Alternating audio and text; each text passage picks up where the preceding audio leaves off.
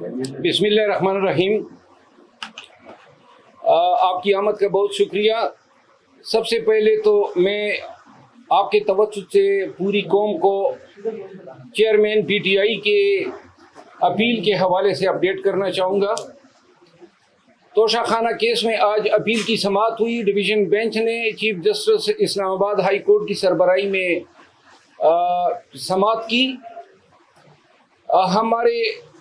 ہم نے اور خان صاحب کی جو توشہ خانہ میں لیگل ٹیم ہے، جس میں خواجہ عارض صاحب ہیں، اور آج اپیل میں سردار لطیف کوسہ صاحب بھی تشریف لائے تھے، بابر اعوان صاحب بھی تھے، گزارشات کی اور عدالت سے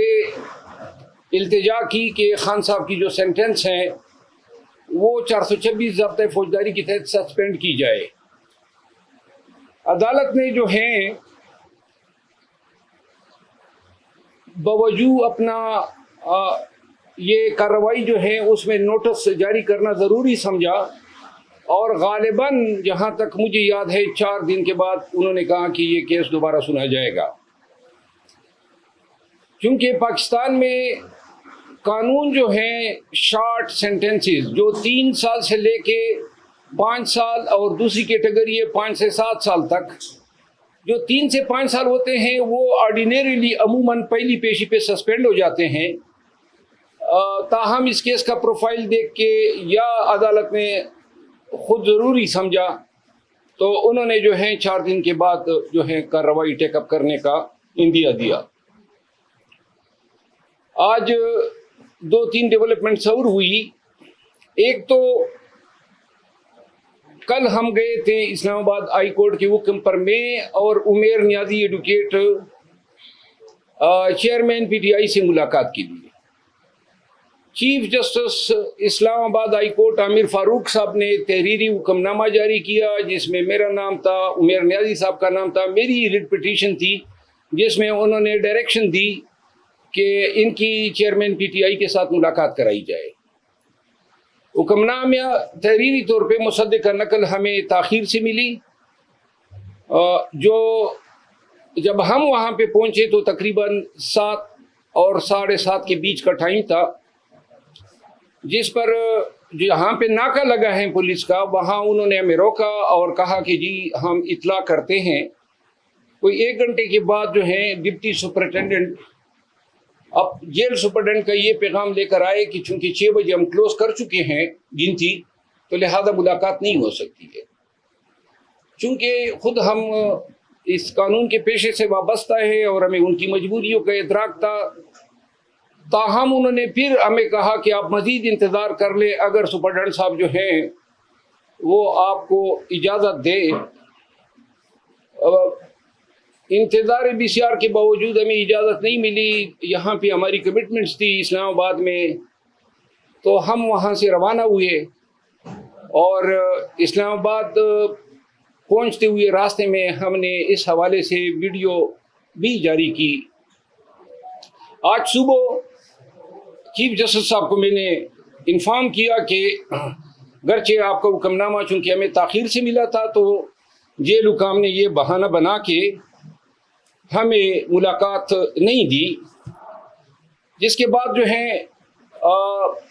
آج چیف جسٹس صاحب نے چیئرمین پی ٹی آئی کی وہ پٹیشن جس میں انہوں نے A-B کلاس کا مطالبہ کیا ہے اور اڈیالہ جیل منتقلی کی استدعا ہے، اپنے معالج، وکلاء، خاتون خانہ، اپنے بہنوں کے ساتھ جو رسائی یا ملاقات کی جو اجازت ہے اس مقدمے کی سماعت کی، اور ابھی تک تحریری حکم ہمارے سامنے نہیں آیا ہے، لیکن شاید جو ہے عدالت نے قانون کے مطابق ہمیں اجازت دی ہے۔ جس کے بعد میں شہریار افریدی صاحب کے کیس میں پنڈی ہائی کورٹ گیا، Lahore high court Pindi bench, وہاں میں اس عدالت میں بیٹھا تھا کہ اس دوران مجھے واٹس ایپ آئی اور یہ ایک FIR مجھے موصول ہوئی جو کہ اٹک پولیس نے درج کی ہے ڈپٹی سپرنٹینڈنٹ جیل کے ایما پہ کہ جی وہاں جب ہم گئے تو وہاں ہم نے آتا پائیاں کی، کپڑے پاڑے۔ بہرحال یہ ایسے ہی FIR ہے چیئرمین PTI کے خلاف جس طرح یہ ایف آئی آر تھی، کسی سے تلخ گفتگو تک نہیں ہوئی، نہ ہم عمر کی اس حصے میں ہے کہ سپاہیوں سے ہم ہاتھا پائیاں کریں، اور ہمیں ادراک ہے ان چیزوں کا۔ لیکن افسوس اس عمر پہ ہوتا ہے کہ جیل سپرڈنٹ اور ڈی پی او، جس کا نام ڈاکٹر غیاث گل ہے،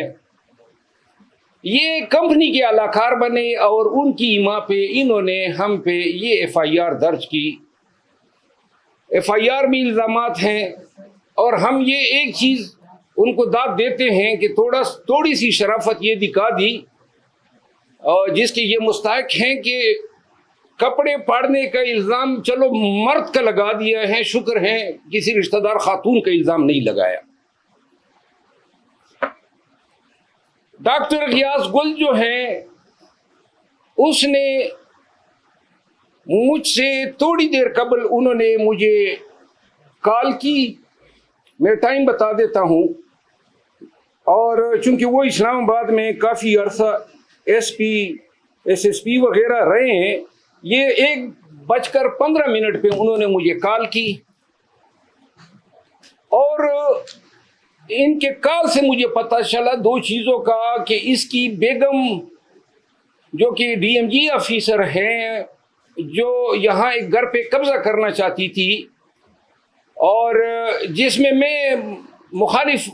فریق کا وکیل تھا، اور وہ قبضہ کرنا میں نے ان کو قبضہ کرنے نہیں دیا، اور دوسرا اس نے کوئی پلاٹ لیا ہے غیر قانونی طور پہ، جو دوسرے ایک پی ایس پی آفیسر نے چیلنج کیے، اور میں ان کا وکیل ہوں، اور یہ اس کے ساتھ جو ہے آؤٹ آف دا وے نیکی کی گئی تھی، تو وہ اس کیس میں بھی رسپونڈنٹ ہیں، اور میں اس کا مخالف وکیل ہوں۔ تو ان چیزوں کا حوالہ دیتے ہوئے انہوں نے کہا کہ جی آپ کو اندازہ ہو گیا ہوگا، تو میں نے ان کو کہا کہ محترم مجھے تو یہ ان چھوٹی چھوٹی چیزوں کا علم نہیں ہوتا ہے، لیکن آپ کی اتنی اوقات نہیں ہے کہ آپ مجھ پہ ڈائریکٹ ایف آئی آر کرے، اگر آپ کی پشت پناہی وہ لوگ نہ کر رہے ہو جو آج کل پورے پاکستان میں لوگوں پر ایف آئی آر کر رہے ہیں۔ انہوں نے مجھے فون پر دھمکیاں دینے کی کوشش کی، جس نسبت میں نے تھانہ سیکریٹریٹ میں ان کے خلاف دھمکیاں دینے 25D ٹیلی گراف ایکٹ کے تحت ایف آئی آر کرنے کی درخواست کی ہے۔ ساتھ ہی چونکہ ان لوگوں نے قانون کا مذاق اڑایا ہے، اور ہائی کورٹ کے حکم پہ ہم گئے تھے، ملاقات آپ نے نہیں کرنی دی، اس کے بعد اس حد تک آپ لوگوں کا گر جانا ان اداروں کے لیے کہ آپ یہ الزام تراشیاں کر رہے ہیں۔ اب یہ چیز آج کی پہلی واردات نہیں ہے، میں نے 15 دن پہلے میڈیا کے ساتھ ٹاکس کے ذریعے آپ کو آگاہ کیا تھا کہ ہمیں دھمکیاں مل رہی ہیں، یہ ہمیں کام سے خان کی چیئرمین پی ٹی آئی کی وکالت کرنے سے روکنا چاہتے ہیں۔ چیئرمین پی ٹی آئی کے تقریباً 30 کے لگ بھگ مقدمات میں ان کا وکیل ہوں، اور یہ ایسے کرتوتوں کے ذریعے چیئرمین پی ٹی آئی کو اور ان کی لیگل ریپرزنٹیشن سے محروم کرنا چاہتے ہیں۔ کیا ضرورت پڑی ہے ان کو ایسے حرکتیں کرنے کی؟ کیا سپریم کورٹ آف پاکستان کا ایک وکیل آپ کی اس 506 کے مقدمے سے ڈر جائے گا؟ کیا آپ ایسے حرکتیں کر کے عدلیہ کو، پاکستان بھر کے بار ایسوسیشنز کو کیا پیغام دینا چاہتے ہیں؟ ہم وکالت کرتے ہیں قانون کے دائرے میں رہتے ہوئے، جو قانون نے ہمیں حق دیا ہے ملزمان کو یا انڈیویجولز کو ریپرزینٹ کرنے کا۔ اگر یہ طریقے آپ اپنائیں گے تو یہ اس قانون سے بھی متصادم ہے، اور پورے پاکستان کے وکلاء کے حقوق کو سلب کرنے کی کوشش ہے۔ یہاں میں آپ کے توسط سے ایک دفعہ پھر بتانا چاہتا ہوں کہ 1000 FIR کر لیں اور دروغگوئی کی پہاڑ کھڑے کر دیں، جتنے پرچے کر سکتے وہ کر لو، جتنی دھمکیاں دے سکتے وہ دے لو، جتنا آپ کر سکتے ہیں کریں۔ اگر پاکستانی قوم اور پاکستان کے وکلاء کو ڈرانے کا خیال ہے آپ کے ذہن میں، تو ہم آپ کے ڈر کو جوتے کے نوک پہ رکھتے ہیں، اور انشاءاللہ ہم عدالتوں سے، بالخصوص سپریم کورٹ آف پاکستان سے اور سپریم کورٹ آف پاکستان کے تمام معزز جج صاحبان سے میں ملتمس ہوں کہ آپ کے سامنے پاکستان میں یہ سب کچھ ہو رہا ہے، پاکستان کے عوام کا جینا دوبر کیا ہوا ہے، پاکستان کے وکلاء کے گھروں پہ چھاپے مارے جا رہے ہیں، پاکستان کے سٹیزنز اغوا ہو رہے ہیں۔ کل شہریار افریدی کو 3 MPO جو تھا اس میں آج تاریخ لگی تھی، پنڈی ہائی کورٹ نے اس پہ غصے کا اظہار کیا تھا کہ جی شہریار افریدی کو پھر یہ 5ویں دفعہ آپ نے 3 MPO میں کیوں ملوث کیا۔ آج عدالت میں DC راولپنڈی نے بتایا کہ جی وہ حکم نامہ میں نے واپس لے لیا۔